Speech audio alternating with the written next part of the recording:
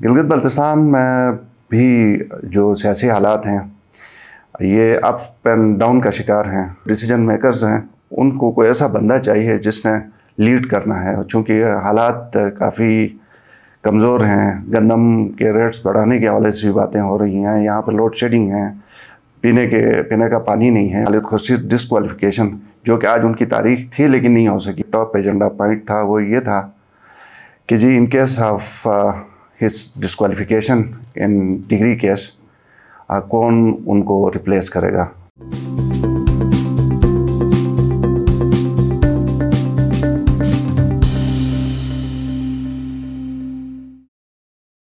अस्सलाम वालेकुम, आप देख रहे हैं IMN, मैं हूं शबीर मीर। नाज़रीन, बात आज हम करेंगे हालात हज़रा के ऊपर, और चूँकि गिलगित बल्तिस्तान डायरेक्टली और इनडायरेक्टली वफाक में जो हालात चल रहे हैं उसके साथ लिंक्ड है। वफाक में पाकिस्तान तहरीक इंसाफ के जो डिफेक्शंस हैं वो काफ़ी बड़ी तादाद में अब हो चुके हैं। असद उमर भी उस लिस्ट में शामिल हो गए और कुछ और जो पाकिस्तान तहरीक इंसाफ के लीडर्स भी उस लाइन में हैं। इसके अलावा पाकिस्तान तहरीक इंसाफ से ताल्लुक़ रखने वाले यूट्यूबर्स और कुछ एंकर पर्सन्स के नाम भी आ रहे हैं जिनके हवाले से शायद केसेस आगे दर्ज होने जा रहे हैं। गिलगित बल्तिस्तान में भी जो सियासी हालात हैं ये अप एंड डाउन का शिकार हैं। हमने पिछले पार्लिमानी कमेटी मीटिंग के हवाले से भी आपको आगाह किया था, जहां पे चीफ मिनिस्टर गिलगित बल्तिस्तान खालिद खुर्शीद ने चूँकि मीटिंग बुलवाई थी और उसमें जो एक एजेंडा पॉइंट था, बल्कि टॉप एजेंडा पॉइंट था, वो ये था कि जी in case of his disqualification in degree case कौन उनको रिप्लेस करेगा। तो उनका ये कहना था कि पार्टी को मुत्तहिद रहना चाहिए और वो कैंडिडेट जिनको इमरान खान चेयरमैन तहरीक इंसाफ जिनके ऊपर हाथ रखेंगे, जिनको नॉमिनेट करेंगे, सबको उसको सपोर्ट करना चाहिए। तो उस पर मुख्तलिफ आराएं आई थी। कुछ ने कहा था कि ज़रूर करना चाहिए और इसी तरह करेंगे, सपोर्ट का इजहार किया था। लेकिन चंद एक वॉइसेस ऐसी थी जो कि बिल्कुल in agreement with the chief minister नहीं था। उसमें जावेद मनवा साहब का नाम आया, जिन्होंने ये कहा था कि ये लोकल इशू है, इसको लोकली हल होना चाहिए। जो भी नेक्स्ट कैंडिडेट होगा उसका चुनाव हम ही करेंगे मिल के। तो उसके बाद कल असम्बली का इजलास था जिसमें भी गंदम के हवाले से काफ़ी डिबेट हुई, काफ़ी शोर व गोगा हमने देखा, जो हमें सोशल मीडिया के ज़रिए वीडियोस की सूरत में हमें देखने को मिली। अमजद एडवोकेट साहब अपोजिशन लीडर, काफ़ी गर्मा गर्मी उन्होंने दिखाई। उसके बाद चीफ मिनिस्टर ने भी काफ़ी जवाब में उसी टर्म्स पे उनको जवाब दिया। गालिबन तब तक अपोजिशन लीडर साहब हाल छोड़ के बाहर जा चुके थे। तो कुछ और डेवलपमेंट्स इसी हवाले से सोशल मीडिया के ज़रिए अब हो रही हैं जो हम आपके नॉलेज में लेके आना चाहते हैं। पहली बात तो ये है कि बल्तिस्तान से ताल्लुक़ रखने वाले 10 वज़रा की एक बैठक हुई है। उस पर ज़ाहिर है अब इन सियासी कशीदगी वाले दिनों में एक साथ बैठना, और उसके बाद राजा ज़िक्रिया मिनिस्टर टूरिज़म का एक ट्वीट भी आया। इसमें उन्होंने ये कहा कि हम इस मुश्किल वक्त में इमरान खान साहब के साथ खड़े हैं और खालिद खुर्शीद साहब के साथ खड़े हैं। तो तबसरा निगारों ने ये भी कहा कि गिलगित बल्तिस्तान की तरफ से राजा नासिर साहब पहले हुकूमती वज़ीर हैं जिन्होंने खुल के इमरान खान साहब के सपोर्ट का इजहार किया है। तो अभी तक कोई ऐसा सपोर्ट हुकूमती सतह पे, पार्टी की सतह पे खुल के नहीं आया था। वजह ये थी कि इसके पीछे कंसिक्वेंसेस का सबको पता है। पूरे पाकिस्तान में जो हो रहा है उसी वजह से यहाँ पे लोगों ने बैकफुट पर रहना ज़्यादा तरजीह दी थी।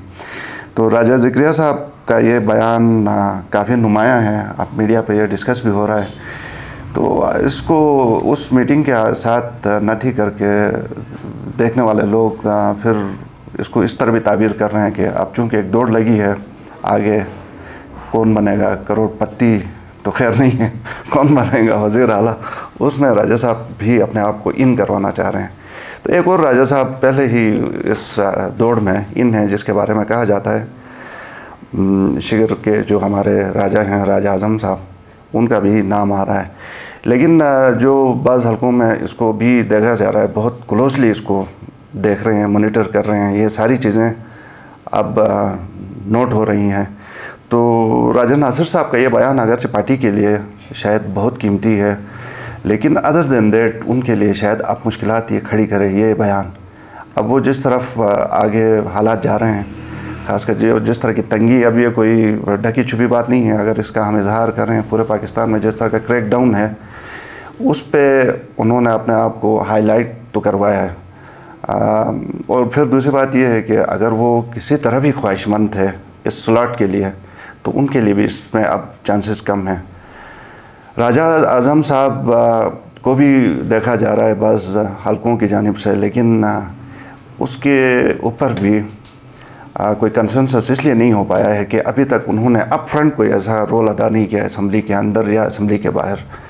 तो जिसकी वजह से शायद जो डिसीजन मेकर्स हैं उनको कोई ऐसा बंदा चाहिए जिसने लीड करना है, चूँकि हालात काफ़ी कमज़ोर हैं। गंदम के रेट्स बढ़ाने के हवाले से भी बातें हो रही हैं, यहाँ पर लोड शेडिंग है, पीने का पानी नहीं है, मसाइल के जो अंबार लगे हुए हैं, तो उस पर ऐसे बंदे की तलाश है जो कि कौम को लेके आगे जा सके। इन तमाम मसाइल के साथ कोई लीडरशिप स्किल्स इसमें होनी चाहिए, क्योंकि आगे जाके फिर आपने वफाक के साथ भी रिलेशनशिप आपने रखनी है, गिलगित बल्तिस्तान ने रखनी है। पिछली हुकूमत ने कोई ख़ास इसके ऊपर तवज्जो नहीं दी, जिसका खमियाजा जो कीमतें बढ़ने वाला इशू है इसके साथ लिंक किया जा रहा है।